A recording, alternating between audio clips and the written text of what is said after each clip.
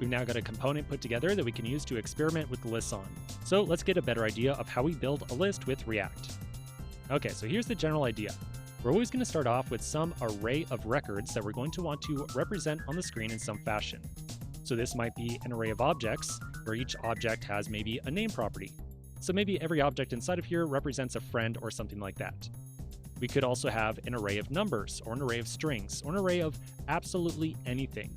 But in general, when we are building out a list with React Native, our starting point is an array that we want to build out into a series of different React components and show to the user.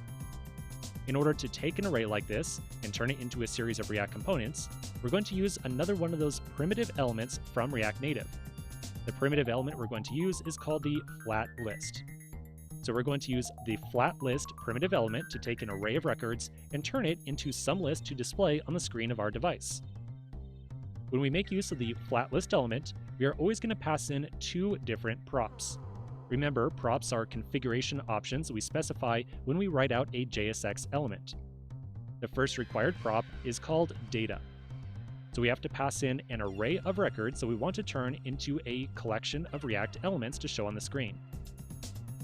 Now, FlatList doesn't technically just figure out for us how to display each of these different elements. Instead, it's up to you and me to provide a function called the renderItem prop that's going to be called with every individual element out of that array, and it's going to be up to you and me to return from that function a little bit of JSX that describes how we want to show each element on the screen. We'll see how to write that out in just a moment, because when I use words to describe that, it's a little bit confusing. Now, the last thing I want to mention really quickly is that if you're coming from the world of React.js from the web, you might be used to mapping over an array of data to build out a list. So in the React Native world, rather than doing that, we use the FlatList element instead.